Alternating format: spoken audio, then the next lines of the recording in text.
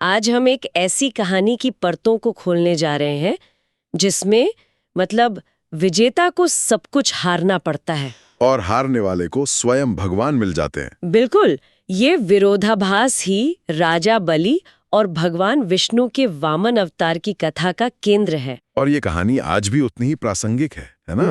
क्योंकि ये हमसे एक बहुत ही बुनियादी सवाल पूछती है कि असली जीत क्या है। हाँ, क्या तीनों लोकों का राज्य पाना असली जीत है या ईश्वर का सानिध्य पाना? ये सिर्फ देवताओं और असुरों की कहानी नहीं है, ये अहंकार, संतोष और समर्पण की कहानी है। तो चलिए इसी सवाल को ध्यान में रखकर इस कहानी में उतरते हैं। शुरुआत होती है भक्त प्रहलाद के पोते राजा बलि से। हाँ, कथाओं में उन्हें एक शक्तिशाली असुर राजा के रूप में दिखाया गया है, लेकिन जो दिलचस्प बात है वो यह है कि उनकी शक्ति का स्रोत सिर्फ बाहुबल नहीं था। यही इस कहानी का पहला मतलब चौंकाने वाला बिंदु है। बिल्कुल। बलि ने अपने गुरु शुक्राचार्य के मार्गदर्शन में धर्म और यज्ञ के रास्ते पर चलकर अपार शक्ति हासिल की थी। उन्होंने देवताओं को हराया, लेकिन तलवार के जोर पर नहीं, बल्कि अपने पुण्य कर्मों और तपस्या के बल पर। एक मिनट, ये तो असुरों के बारे में हमारी आम धारणा से बिल्कुल अलग है। हम तो यही सोचते हैं कि असुर अधर्म के रास्ते पर चलते हैं। आपने बिल्कुल सही पकड़ा। धर्म किसी की बपौती नहीं है। अच्छा। बलि ने विश्वजीत यज्ञ का आयोजन किया था और उस यज्ञ से उन्हें ऐसी दिव्य वस्तुएं मिली कि वे अजेय हो गए। जैसे अग्निदेव से एक दिव्य रथ मिला, उनके दादा प्रहलाद से एक ऐसी माला जो कभी नहीं मुरझाती, और गुरु शुक्राचार्य से एक दिव्य शंख। उनकी शक्ति इतनी बढ़ गई थी कि स्वयं देवताओं के गुरु बृहस्पति ने भी ये माना कि उस क्षण में समय, भाग्य और स्वयं श्री हरि सब बलि के पक्ष में थे। तो देवताओं के पास स्वर्ग छोड़कर भागने के अलावा कोई चारा ही नहीं बचा। कोई चारा नहीं था। तो एक तरफ बलि तीनों लोकों पर धर्म से राज कर रहे हैं और दूसरी तरफ देवता शक्तिहीन होकर छिपे हुए हैं। ऐसे में उनकी माँ अदिति का दुखी होना तो स्वाभाविक है। बहुत व्याकुल थी वो, और अपने पति महर्षि कश्यप की सलाह पर उन्होंने पयोव्रत नाम का एक बहुत कठिन अनुष्ठान शुरू किया। पयोव्रत, ये क्या होता है? ये एक तरह की कठोर तपस्या है जिसमें कई दिनों तक सिर्फ दूध पीकर रहना होता है। ये केवल एक व्रत नहीं था, ये अदिति की तपस्या, उनके संकल्प और उनकी श्रद्धा की पराकाष्ठा थी। और इसी भक्ति के फलस्वरूप भगवान विष्णु ने उन्हें वचन दिया। हाँ, वचन दिया कि वे स्वयं उनके पुत्र के रूप में जन्म लेकर देवताओं की मदद करेंगे। और यही से वामन अवतार की भूमिका शुरू होती है। पर एक सवाल हमेशा मन में आता है कि सर्वशक्तिमान भगवान ने एक छोटे, एक बौने ब्रह्मचारी का रूप ही क्यों चुना? वो तो किसी भी शक्तिशाली रूप में आ सकते थे। ये बहुत अच्छा सवाल है और इसका जवाब एक तरह से कहानी के सार में ही छिपा है। उनका ये छोटा विनम्र रूप ही अपने आप में एक संदेश था कि महानता आकार में नहीं होती। बिल्कुल, महानता उद्देश्यों में होती है। जब उनका उपनयन संस्कार हुआ तो उन्हें जो भी वस्तुएं मिली वो सब ब्रह्मांड की शक्तियों का प्रतीक थी।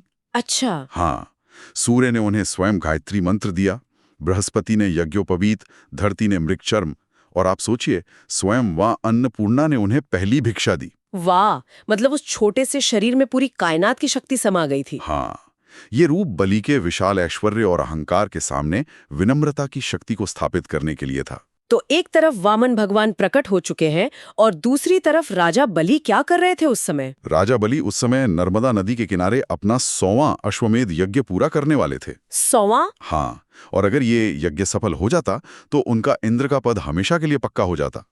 उनका ऐश्वर्य और यश मतलब चरम पर था। और ठीक इसी समय भगवान वामन उस यज्ञशाला की ओर चल पड़े। एक कथावाचक इस प्रसंग को बड़े खूबसूरती से सुनाते हैं कि यज्ञशाला जाते समय रास्ते में एक नदी पड़ती है। हाँ, एक बहुत ही सुंदर उपकथा है ये, जिसे वामन भगवान पार नहीं कर पा रहे थे। बिल्कुल। तो वहां एक ब्राह्मण ने जब उस तेजस्वी बालक को देखा तो उसके मन में लालच आ गया। उसने सोचा कि ये बालक राजा से जरूर कोई बड़ी दक्षिणा पाएगा। तो उसने वामन भगवान से कहा, मैं तुम्हें कंधे पे बिठाकर नदी पार करा दूंगा, लेकिन दक्षिणा में जो भी मिलेगा उसका आधा हिस्सा मेरा होगा। मतलब उस ब्राह्मण ने भगवान से ही उनकी कमाई में हिस्सेदारी मांग ली। बिल्कुल। लेकिन जैसे ही उसने भगवान को अपने कंधे पे बिठाया, एक चमत्कार हुआ। कहते हैं कि भगवान के स्पर्श मात्र से उस ब्राह्मण की जड़ ग्रंथियां खुल गई। जड़ ग्रंथियां खुल गई? इसका क्या मतलब है? ये सुनने में बहुत गहरा आध्यात्मिक शब्द लगता है। इसे आसान भाषा में समझें तो उसे मानो आत्मज्ञान हो गया। अच्छा। उसकी सारी सांसारिक उलझनें, लालच, शंकाएं सब एक पल में दूर हो गईं जब उसने वामन भगवान के पैरों में वो दिव्य चिन्ह देखे, शंख, चक्र, गदा, पद्म, तो वो कांप गया। वो समझ गया कि वो किसे अपनी पीठ पर उठाए हुए हैं। नदी पार करते ही वो उनके चरणों में गिर पड़ा और हाथ जोड़कर बोला, प्रभु, मुझे कुछ नहीं चाहिए। वाह। आपने जो दे दिया उसके बाद अब किसी और चीज की इच्छा ही नहीं रही। एक तरह से कहानी का जो मुख्य संदेश है, संतोष, वो इस छोटी सी घटना में पहले ही सामने आ जाता है। ये तो अद्भुत है। मतलब कहानी शुरू होने से पहले ही उसका सार बता दिया गया। हाँ। तो अब भगवान वामन बलि की यज्ञशाला में पहुंचते हैं। वहां का माहौल कैसा था? माहौल भव्य था। बड़े बड़े ऋषि मुनि मौजूद थे। लेकिन जैसे ही उस छोटे से ब्रह्मचारी ने उस सभा में कदम रखा, सबका ध्यान उनकी ओर खिंच गया। उनके तेज से? हाँ, उनके तेज से स्वयं राजा बलि इतने प्रभावित हुए कि अपना आसन छोड़कर उनके स्वागत के लिए खड़े हो गए। उन्होंने वामन भगवान के पैर धोए और कहा, हे विप्रवर, आज मेरा यज्ञ सफल हो गया। आज्ञा कीजिए, मैं आपकी क्या सेवा कर सकता हूँ। और तब भगवान ने अपनी वो प्रसिद्ध मांग रखी। हाँ। उन्होंने कहा, हे राजन, मुझे और कुछ नहीं, बस अपने पैरों से नापकर 3 पग भूमि चाहिए। मैं सोच सकता हूं कि बलि को कैसा लगा होगा। आप सोचिए, तीनों लोकों के राजा से कोई भला 3 कदम जमीन क्यों मांगेगा? ये तो किसी मजाक जैसा लगता है। बिल्कुल। बलि जोर से हंस पड़े। उन्हें लगा कि ये बालक कितना नादान है। एक कथा में कहा गया है, यथा दरिद्र विबुध तरुपाई, बहु संपत्ति मांगत संकुचाई। मतलब जैसे किसी गरीब को इच्छा पूरी करने वाला कल्प वृक्ष मिल जाए, पर वो अपनी छोटी सोच के कारण कुछ बड़ा मांगने में शर्माए। सही बात है। बलि ने कहा, अरे मुझसे तो तुम पूरे द्वीप, राज्य, सोना चांदी मांग सकते थे। ये 3 पग भूमि का क्या करोगे? और यहाँ भगवान का जो जवाब है वो इस कहानी का मतलब दार्शनिक आधार है। बिल्कुल।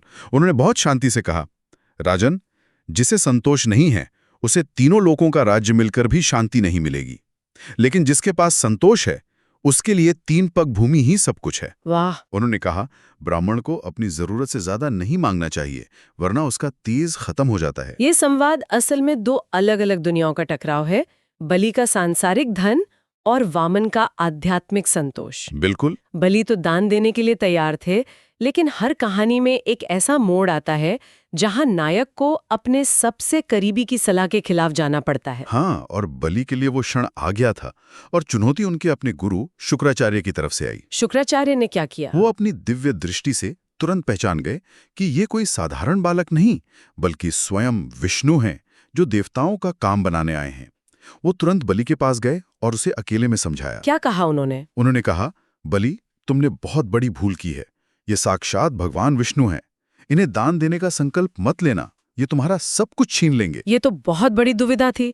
एक तरफ गुरु की आज्ञा, जिसे टालना महापाप है, और दूसरी तरफ एक ब्राह्मण को दिया हुआ वचन, जिसे पीछे हटना भी अधर्म है। लेकिन क्या हम ये भी कह सकते हैं कि बलि ने अपने गुरु की अवहेलना करके एक तरह का अहंकार दिखाया कि मैं आपसे ज्यादा जानता हूं कि सही क्या है? ये एक बहुत ही जायज सवाल है।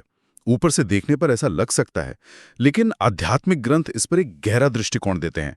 बलि ने अपने गुरु की बात सुनी और फिर बहुत विनम्रता से 3 तर्क दिए। अच्छा। पहला, उन्होंने कहा, गुरुदेव, मैंने वचन दे दिया है और वचन देकर पीछे हटना मेरे कुल की परंपरा के खिलाफ है।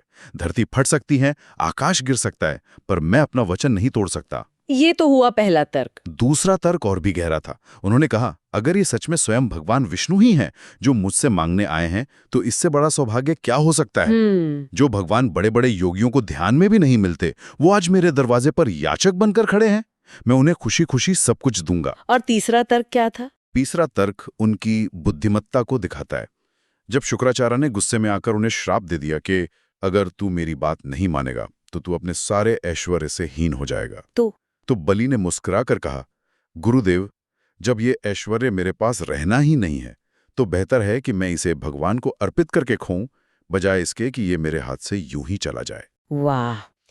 इस एक संवाद से पता चलता है कि बलि सिर्फ एक राजा नहीं थे, बल्कि अपने वचन के पक्के और धर्म को गहराई से समझने वाले इंसान थे। बिल्कुल। उन्होंने गुरु की उस आज्ञा को नहीं माना जो उन्हें सत्य और धर्म के मार्ग से भटका रही थी। तो बलि ने अपने गुरु के श्राप के बावजूद दान देने का फैसला किया। इसके बाद क्या हुआ? जैसे ही बलि ने दान का संकल्प लेने के लिए हाथ में जल उठाया, वो छोटा सा वामन रूप बढ़ने लगा और बढ़ते बढ़ते बढ़ते बढ़ते उन्होंने अपना विराट त्रिविक्रम रूप प्रकट कर दिया। कथाओं में वर्णन है कि उस एक रूप में बलि को सूर्य, चंद्रमा, तारे, पर्वत, नदियां, पूरा ब्रह्मांड दिखने लगा। अब फिर उन्होंने वो 3 पग नापे। हाँ, एक ही पग में उन्होंने पूरी पृथ्वी और पाताल लोक नाप लिया। एक पग में? और दूसरे पग में उन्होंने स्वर्ग से लेकर ब्रह्मलोक तक के सारे ऊपरी लोक नाप लिए। अब पूरा ब्रह्मांड उनके 2 पगों में समा चुका था। फिर उन्होंने बलि से पूछा, राजन, तुमने मुझे 3 पग भूमि देने का वचन दिया था। मैंने 2 पगों में सब कुछ नाप लिया। अब बताओ अपना तीसरा पग कहाँ रखूं? ये एक तरह का धोखा था। क्या पूरा मकसद बलि को इस तरह फंसाना ही था? इसे धोखे के बजाय एक परीक्षा के रूप में देखना ज्यादा सही होगा। अच्छा? यह बलि की अंतिम और सबसे बड़ी परीक्षा थी। उनका राज्य छिन चुका था, गुरु का श्राप लग चुका था और अब वचन भंग का कलंक लगने वाला था। लेकिन बलि जरा भी विचलित नहीं हुए। उन्होंने क्या किया? उन्होंने हाथ जोड़कर अपना सिर झुका दिया और कहा, प्रभु, आपने मेरी सारी संपत्ति नाप ली, लेकिन अभी संपत्ति का स्वामी यानी मैं बचा हुआ हूं। आप अपना तीसरा चरण कृपा करके मेरे मस्तक पर रख दीजिए।